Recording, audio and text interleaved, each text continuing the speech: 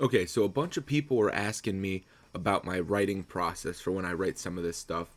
And I thought that was actually a really good opportunity because I've been meaning to make a video about my specific way of making one shots or writing one shots. Because as you probably seen on the channel, we do a lot of like one off, sometimes two off if they run long style mini sessions.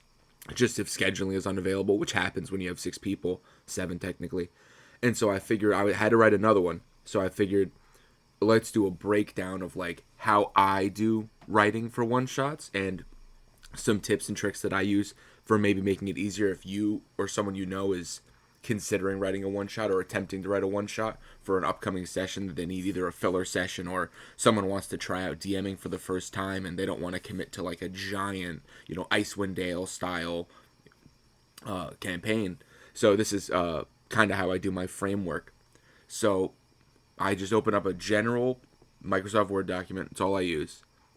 And then I break it down into pieces with whatever idea I have in my head at the time. And then as I write, I tweak my idea. So to give like a brief start to finish, right?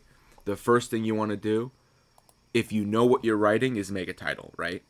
I know that like my working title for this is like a loose parody on Cowboys versus Aliens. So it's Aliens versus Cowboys. This is your notes. Spelling doesn't matter. You could always go back to it. And so it's like, okay, well, I know it's a loose Cowboys versus Aliens story. Placeholder title, Aliens versus Cowboys, no problem.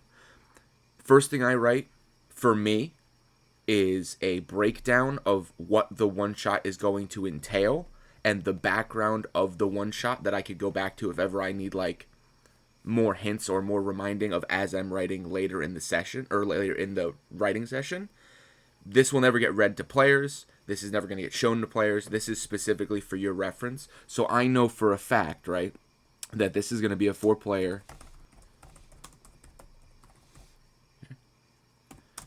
I know that it's set in a modified version of the Old West. I know that the technology level of the Old West is going to be standard. So there's nothing magical. So it's low fantasy. The only fantasy is aliens, which is technically sci-fi. So it's a low fantasy. And I also know that the style of game that I'm trying to run, this particular one shot is going to be a war game. So this is going to be mostly fighting, a little bit of role play, and a lot of strategy and internalized one-shot strategy mechanics that aren't like in a D&D book anywhere. They're just ones that I made up specifically for this one shot, and they're calculated very specifically based on the interactions, which we'll get to. They've been kind of bouncing around in my head, and I just got to put them to paper. And so I know that, and so I know it's going to be a war game, and I know that death can happen, right? And then you take that framework, and then you go, okay, now I just need to take those words, and I need to give them form. So you're like, okay, so what I do now is through the power of editing, that is generally what I have.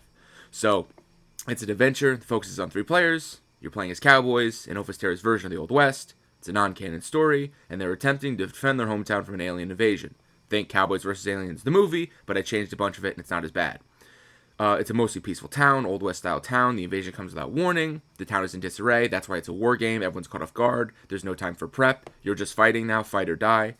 Each of the players can play as one of 4 characters, because remember, it's a 4-player campaign. Marty, Chuck, Spade, Flint. I picked 4 names that sounded kind of Old Westy. And then each of those players can pick one attributed stat block, right? So you're playing as pre-gen characters. Now, by playing as pre-gen characters, it lets you not have to worry about you as the DM hounding 4 people to make one-shot characters that you then have to put into like your Roll20 or your online tabletop or anything like that. You don't have to worry about programming in 4 more characters that you have to keep track of because you're only ever going to more than likely use them once. And people usually aren't going to want to use their main session characters in the one shot because then it gets confusing for them. So what I do for one shots like this is I make stat blocks because I've read the monster manual. I've read the DMG. I'm very comfortable when it comes to making like improvised stat blocks. So for this specific session, I'm going to make stat blocks for 4 different, you could call it classes, but there's basically the 4 people You could pick any name you want, and then each of you get to pick one of the 4 stat blocks. You get to see them all, and then they get to decide who picks what. And then that stat block is the character associated with that player. So I know for a fact, right, that I have some Old West style stat blocks. I'm going to want like a Deadeye, right? Your sniper. I'm going to want the sheriff. I'm going to want the cattle rustler, the criminal style character. And then I'm probably going to want like a gunslinger, like a quick drawer, right? Because it's the Old West, right? You got to have duels. So I know those are my 4 archetypes. And so then, with the archetypes, you could do one of 2 things. You can make them like I do, or you establish the skill level of the combat, and then you take the stat block from somewhere else, which is significantly easier.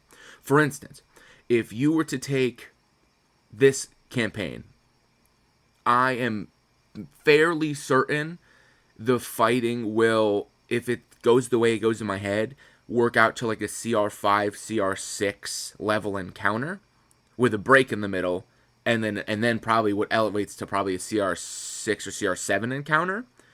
So to make it a war game and to make it hard and to make it challenging, I want to give stat blocks that are about CR5 to my 4 characters.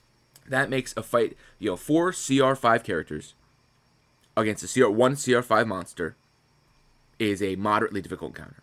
So 4 CR5s against a 6 or a 7 is a significantly difficult encounter, which makes every action they take have a lot more value. People can go down, people can't get up. Who doesn't have heals, all of a sudden you get swarmed, people get scared, the adrenaline gets flowing, and it makes war games fun. You get rewarded for being smart, thinking 3-dimensionally. So, I know that these are the 4 stat blocks I want. I'm also going to make what's called a buffer. So, buffer is, at the last minute, expect that someone who said they weren't going to be available becomes available and wants to play, but not everyone who isn't available is going to be able to, so you still can't do the main session. So in this case, right, I got a 6-person main campaign. 2 people are unavailable. Operating on the assumption that one of them all of a sudden becomes available, we still really can't play the main session because someone would be missing it. So I also don't want to tell that person who became available to go kick rocks. So I'm going to make a buffer character. So this is a character that I put minimal thought into until the night before, just in case I need it, and that way I at least have a background and I can make it really, really quick right before the session. So we're going to say it's Mary Beth, and she's a dancer, right? That's just in case I need a 5th player. They come in at the last second, they get to play as Mary Beth the dancer, and then I can make that stat block on the fly, or I'll make a framework here, and then I can make the stat block later. So, as far as stat blocks go, I'll, once again, through the power of editing, I'll show you what I mean by stat block. And there we go. So, I made the Deadeye stat block. Quick. What was I looking for? Okay, so when you're making the stat block, assuming you don't just take one, I mean, you could go to the monster manual, and you could take any monster stat block and then flavor it to a person, or you could honestly take like a character like a bandit lord, or a criminal, or gladiator, or something like that, and then just 1-for-1 it. Your players aren't going to know, so long as you change the word gladiator in the description. Even if they do know, you're putting on a game for them. It'd be very rude for them to say something. I don't think they would. But it's like, if you're going to make it from scratch still, like I do, or at least I use a framework, like I look at other CR5 monsters, and I look at about where their stats line up, and about what their modifiers to skills, about what their modifier to hit is, about what their damage dice are, and then I ballpark it. So for me, looking at this, right, I was like, okay, I got a Deadeye. Think about the Deadeye. I'm thinking long range, squishy, right? Not particularly strong. Hides on roofs, in bushes, shoots from a distance, shoot unseen, very good at seeing from long distances, and speedy. A lot of mobility to escape pursuers if you miss. So I'm thinking armor class 13, right? Not the worst armor class in the world, but not great. Enough that you'll probably dodge a few hits, but if someone strong hits you, you're going to get hit. 105 hit points. 3-digit hit points at CR5 is about right. 105 is a nice safe number. Speed of 40 instead of 30, so they'll outrun most things because they're speedy. And then you look at the stats, right? They're a gun user, so high dex means the most. So if they're a Deadeye, if they're a professional marksman, if they're a sniper, maximum dex is reasonable. However, conversely, minimum strength is also reasonable. So like an 8 strength, yeah, they're not completely weak, but they don't body build, right? They want a lithe profile, a sleek profile, an easy to be stealthy profile. And then middle of the road other stats, right? 14 con, 12 intelligence, 15 wisdom. Yeah, they're smart, they're tough, but they're not the craziest people in all the world, but they're also a loner, right? They're a deadeye. They shoot people from a distance, they never look someone in the eye. They're not personable, so they have a low charisma as well. And then reasonable skills, perception plus 6, makes sense. They're all about sniping and seeing from a distance. It makes complete sense. Stealth plus 5, for the same reason. They get a plus 5 to stealth because they're hiding on rooftops and bushes, behind buildings. They shoot, they get away, no one knows they're there. And then I typically give one specific ability to each stat block to make them feel unique. So in this case, I gave them pure skill. Pure skill means you ignore half cover on all your ranged weapon attacks, just like a sniper would. They could shoot over a barricade or around a corner of a building because they're a professional. It's almost like a good way to do it is to look at it like this. If you're thinking, okay, I have the idea in my head, and you can honestly just look at the feats list of D&D and go, what feat makes the most sense, right?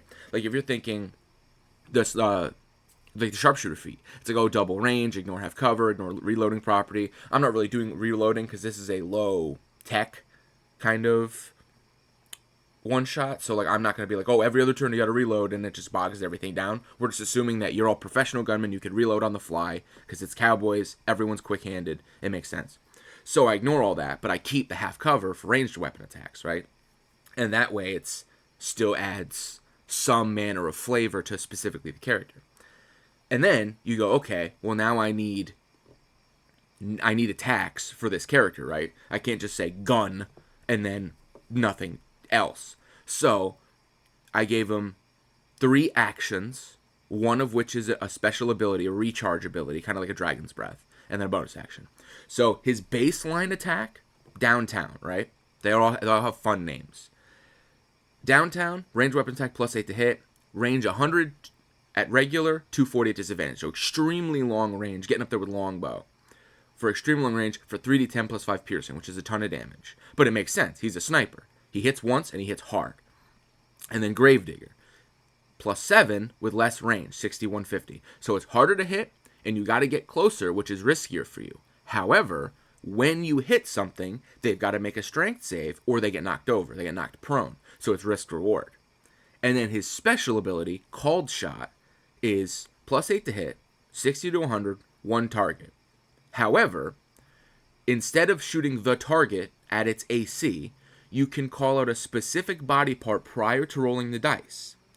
On a hit of the dice hitting their AC, they make a DC 16 con save, or they suffer a debuff based on the targeted part. So, if they're like, oh, the guy's running at me, I want to use Called Shot left leg. Well, Called Shot left leg, roll 19 plus modifier, 27. Now you've hit, and you've hit the damage part. They roll a 15 on the con save, they fail. Well, now I'm going to say, well, you've damaged one of their legs, their movement speed is reduced by 15, or halved, right, based on how bad they fail for the rest of the turn or until the beginning of the next turn, something like that. You say Called Shot eye, you hit the eye, they fail the con save, they're blinded for 1 turn, as like some of the Spalding from the bullet hits them in the eyes, or blinds them. Called Shot mouth, hit them in the mouth, they can't talk or cast spells this turn if this was a spell casting, if this was a more of a high fantasy world, but it functions like that, right? So it gives a lot of creativity to the player who's playing Deadeye. So they get to be as creative as they want, and it feels rewarding, right? Because you get to have a meaningful impact on the story. And then for the bonus action, right, what I did is I made the setting, obviously this like Old West cowboy town, right? So in this Old West cowboy town, they come under attack. Not everybody in a town is going to be like quick shoot gunslingers. Some of them are just people, you know? They're construction workers, they're horse ranchers, they're just people at the bar. So I said, as a bonus action, you can instruct, which is to make a DC 15 charisma check of your choice. So either intimidation or persuasion or deception or whatever of the player's choice. And then based on what they roll, they can give a command to an NPC or the group of the crowd. So if the fight is not going your way and you want to try to rally the crowd to form a militia, To help you fight, persuasion. If you want to convince the crowd that they should stop panicking and stop running around and getting in your way and getting in line of your shot, you can deceive them to say it's all handled. Like, that is also another aspect that makes it very, very creative. And I think that is one of the things that gives a lot of flavor to everything. And then just for comparison, this is my Gunslinger stat block, so it's a very different stat block, right? So because it's a different character, Gunslinger, they're up close, they're doing duels, they have a little more health, better armor, they're not as fast, but their stats are more well-rounded. 18 strength, 16 dex, 16 con, 15 charisma. They have better save. They have more saves. They have athletic and intimidation instead of stealth. Their special ability is brave, right? They have advantages against being frightened because you're staring at the face of death, right? And you get multi-attack. You get to make 2 attacks a turn instead of 1. Dual revolvers, pistol whip, special ability draw, right? Designated creature that has a ranged attack. The targeted creature and yourself make a dex save. Whoever rolls higher on the dex save automatically gets to apply the damage of 1 ranged attack to the enemy. Like, it's a quick You're basically challenging someone to a duel in the heat of combat, and ideally you win. You would hope. But it's risk reward, right? You go up to the big bad guy and you want free damage. You walk up, boom, draw. If you roll hot, you don't even need to worry about his AC. If his AC is really high and his dex is shitty, you bypass that, right? So it's thing. And then he gets a reaction, right? He gets counter shot. Okay, if someone attacks with a range attack, he can shoot the bullet out of the air and add +3 to his AC. So if he gets hit with a 17, counter shot brings it up to 19, the bullet never hit him. You have to see the person making the shot, and of course be wielding a ranged weapon, but he's wielding dual pistols, so it makes sense, right? It's your kind of cool comic book cowboy, right? Because it's cowboys versus aliens. This is not a old west like spaghetti western. This is a sci-fi western, right? And so that's kind of the theming, and they're all going to have this kind of flavor. But now let's get into writing the campaign itself. Okay, so now for the campaign itself, how do we write this? Well, here's how I like to break it down. So you need your location. For me, I'm coming up with any comic book cowboy town sounding name. I'm just going to call it Dust, right? You got your location. You've got your premise, right? It's being attacked. Easy. Then you've got, okay, I need a ballpark understanding of the circumstances. We'll say it's a small western town. It's got 500 people, right? And then they're being attacked by aliens. It's why? Why are they being attacked by aliens? Well, the players don't know, so you don't have to tell them. However, you do need to understand why the people can be attacked, right? So we'll say they're gathered for a meeting. What's the meeting? Come up with an old western town. We'll say there's been a very heinous drought affecting the cows / crops. And that has resulted in a large number of people grouping up, which has made them a prime target for aliens. So now the aliens are going to attack, right? They see all these people gathered, and they think it's going to be an easy attack, and they've got it. And then from here, that's your baseline. And then you can add in some flavor stuff, right? Like, oh, the town has a long history, but old, right? It's got a long history. I spelled history way wrong. But it's got an old way of thinking, so people leave often. And that's why the population has stayed so slow, or has grown so slowly, and that's why there's only 500 people. There's law enforcement. I mean, it's a town. It has standard businesses. So bar, restaurant, doctors, that kind of thing.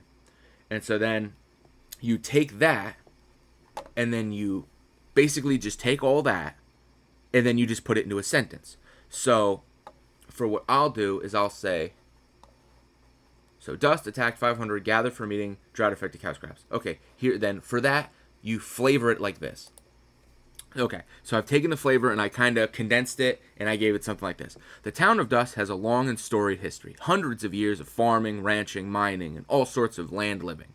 This town has grown with time, but never forgot its roots. These old-fashioned ways and a silver mine slowly diminishing in returns drive away more people than they attract, resulting in a town that never has more than a few hundred people.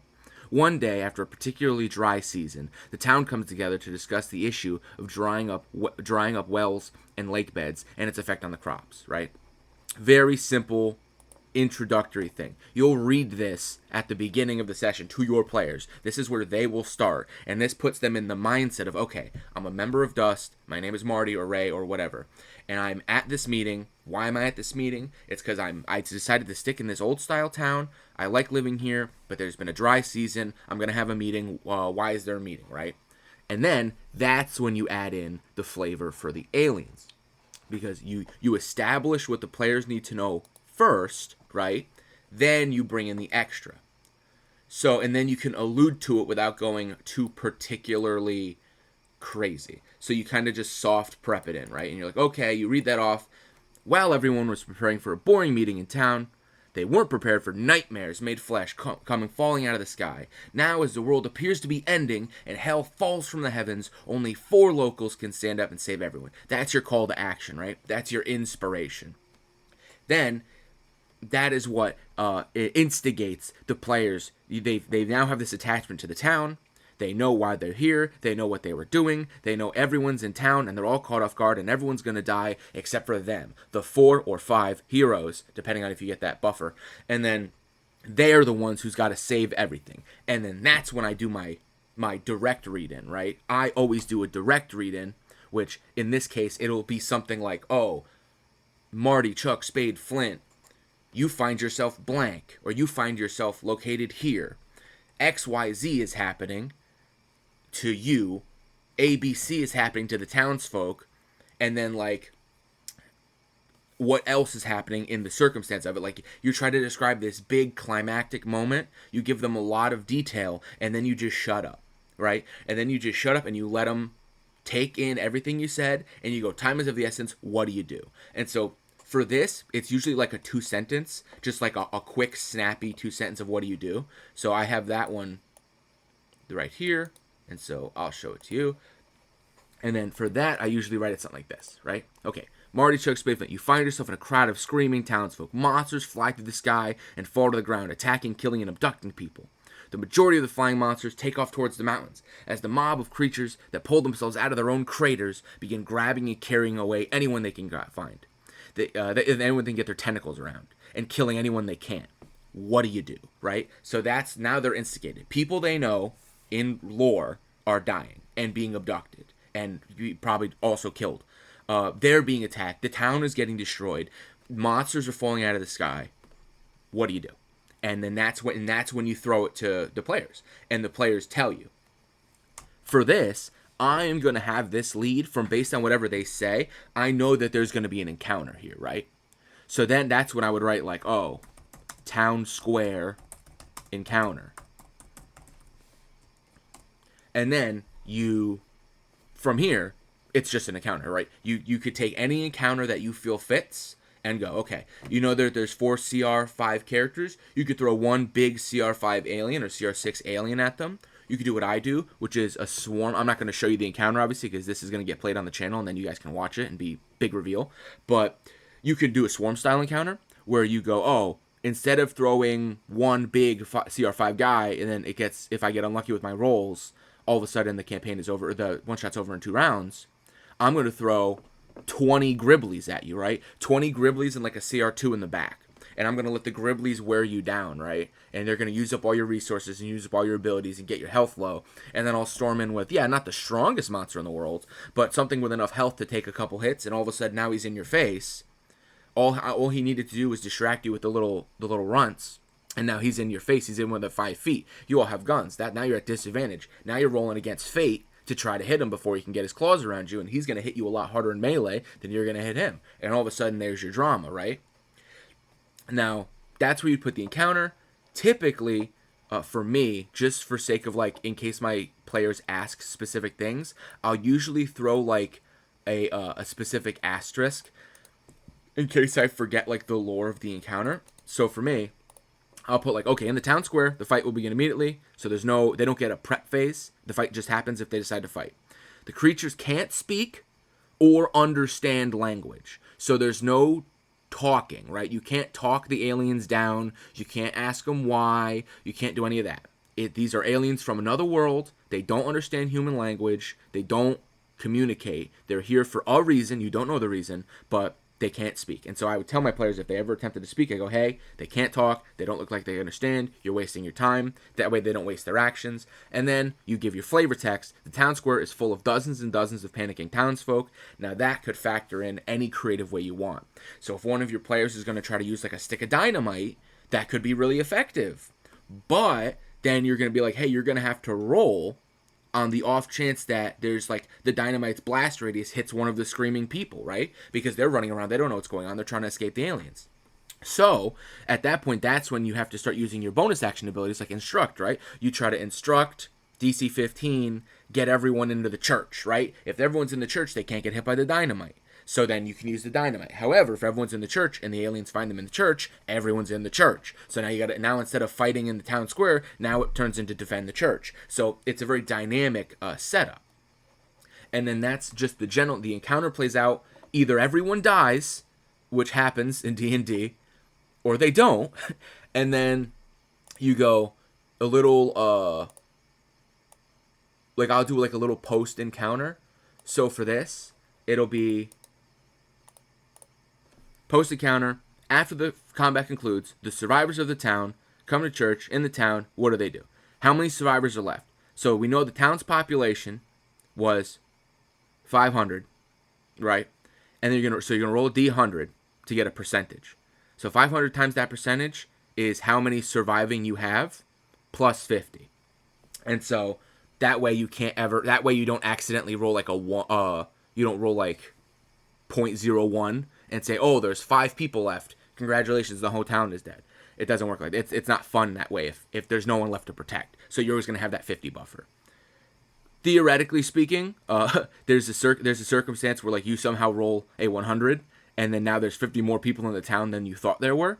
That can always be explained away as like, oh, it was a caravan passing through town, or it was a circus, or it was people from the mountains. They saw the aliens and they started running and they just showed up because they knew there was a town there. Like that's when you got to kind of get creative, but then you're good. Now this in itself is a one-shot.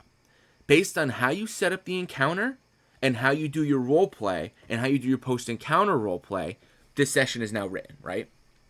I am going to take it a little further and make it a 2-shot. So for most people, if you're writing something, you could stop right here. Boom, 2 pages and you're done. And then that's your 1-shot and you play it and you have fun and you're good for 3 hours. I'm going to take it a little further quick and show, okay, so that encounter's done. And then I will show you what I read after. So now, after everything is done, I made a series of checks that you can do post-fight. These checks, it's very wordy, but to make it simple, you can do all sorts of checks and balances, and so investigation, survival, charisma, and each of these will give you specific buffs, and they'll tell you, how many hours until the aliens come back. Tell me about the aliens. What do you think? Their behavioral structure, their body structure. Do they seem intelligent? And then they go, okay, if you calculate that they're coming back, now I have an entire system that I wrote that you don't need to do this. This is very complicated. I do it because I hate myself in Minecraft. And then where I go, okay, so we're going to do a thing where you can allocate some of the surviving towns members and yourself into doing things. So you go, okay, we're going to build traps, right? Okay, I'm building traps. Okay, so it's going to take me an hour and like at least 50 people, and we'll go around the whole outside of the town and we'll set traps. And then that way, if the aliens come back, before they even start the encounter, they're rolling against traps. If they fail, the less aliens make it to the encounter becomes easier. Supply run, find dynamite or healing, right? Militia training. You could take groups of 25 survivors, train them, and now they get sort of a stat block, right? And so they get actual, it's not good, +4, 2d6 +1 piercing, but they get the ability to defend themselves. So if you get swarmed, they can jump in and save you and stop you from getting completely ganked. Because if you get swarmed in a swarm style encounter, you're screwed. You can't run away. If it's a big boss monster, well, now that they have a stat block and you can command them and they can move as a unit, you can make them run away out of the range of the big boss monster. And now you don't have to worry about the town getting in your way or dying, right? And then you just run that, and all of this is completely subjective to how the players want to play the game. If they think traps are dumb and they go, let's just fight, then you ignore all of this. If they think traps are awesome, then you do it. It's very simple. And then you end it with a very simple, after all is said and done, you end it with a very simple little conclusion of like, final encounter. Then you write in whatever your encounter is, again, hidden for dramatic effect. And then at the end of and then you go, cool. Either everyone dies, because you remember, they can't speak, they can't understand. They're not going to accept your surrender. So either you're dying, or you win. And then for me, I go, if you win, and then I'll do like a colon, and then there's typically something I can read, right? Where I'll probably make it something like, oh, the DM gives a description of the town's celebration, the bartender, if he survived, he gives out free drinks. People are shooting a gun off in the air. People are streamers and blowing up dynamite and barrels and all this stuff. And then I'll typically give you like 20 minutes of like, okay, role play your victory, right? Go to the dance club, go to the restaurant, go get a drink, do whatever. And then that's your like little celebration cutscene, right? Like at the end of a video game. Or if everyone dies, then I typically do some sort of dramatic description of like, oh, in a fleshy asteroid circling space, monsters look at a mysterious green glowing panel covered in disgusting worms and writhing flesh that shows a video feed of your dead corpses, and they check a box that says like, test subject operated within parameters, or something cryptic, right? Something that makes you want to like replay the one shot and win. And you're like, it's almost like a challenge. And you're like, well, I want to learn more about that. And so then you could do it, because you could always flavor it as like it's all alternate universe, right? So you're like, okay, well, the aliens showed up to this cowboy universe and they killed everybody. Well, then now they're going to show up to another cowboy universe with the different players and the different characters, and they might win and they might lose there. Right? And you just kind of play it by ear there. And so a lot of it's improv based. But yeah, like as far as writing is concerned, it's very, very easy, because all of this is completely extraneous and you don't need to do it, so ignore it. I do it because I've been doing this a long time. I'm new to large 6-person ongoing storylines, sure, but I've been in D&D a very long time. One-shots are easy. I used to write them just for funsies to get ideas out of my head. But like as far as writing the campaign, it's paragraph, right? You just got to establish where you are, what you're doing, why you're doing it, and then the problem, and then how do you solve it. So in a one-shot like this, the problem is very simple. They're trying to kill us. I would like not to be killed. Ergo, I will defend myself and the town that I like. And then that's the campaign. And then the vast majority of the roleplay that stems from that is completely subjective to the player base. So if your players are very chatty and they want to have long-winded discussions with the townsfolk during the prep phase, then you might have an entire session that's just talking. And in which case it turns like from like a 1 or 2 shot to a 2 or 3 shot, which is fine. Or if your players are wargaming like me and they're like, oh, and they turn everything into numbers optimization, well, then it's very easy, and you go, okay, well, I am just going to skip the talking. I'm going to roll this, and that to get my optimum results for militia training, traps, bombs, etc. And then let's go right into the second encounter. And then boom. And then now it's encounter, 10 minutes of maintenance, second encounter, bang it out in if you're good at D&D, bang it out in a session, win or lose. Maybe 2 sessions if people's schedules don't light up and you have to cut the session a little short. But either way, it's very, very simple. And that's why I think these are a very good, my takeaway, obviously, is I think these are a very good way of getting used to writing in a adventure style format. Of like, you don't need to write in first person. You don't need to write a paragraph of a page of backstory. You only need a rough paragraph that establishes just enough of a ballpark to get your players into the mindset of the world that you're in, because that world stops existing the second you stop playing it. It exists from the moment you start rolling dice to the moment you stop rolling dice, and then it stops existing. So you don't need very complex backstory. You don't need very complex lore. You don't need to know what Marty did last Tuesday night. You don't need to know what Chuck ate for breakfast. All you need to know is that you got 4 names, maybe 5. You got 4 players, maybe 5. Let them pick a name, let them pick a stat block. They're happy with what they pick. And then we get rolling. You know, you give them your little read in. What do you do? Here's what's happening. Everything's falling apart. Jump in. And then you just start playing. Boom. They're probably not going to ask you about, like, tell me about the history of the town 300 years ago, because it's not that kind of setting. So you really don't got to worry about it. And if you have to improv a little bit, you improv a little bit. You can always retroactively change things, right? Like, you could always just say, oh, the town is hundreds of years old, farming, ranching, mining, whatever.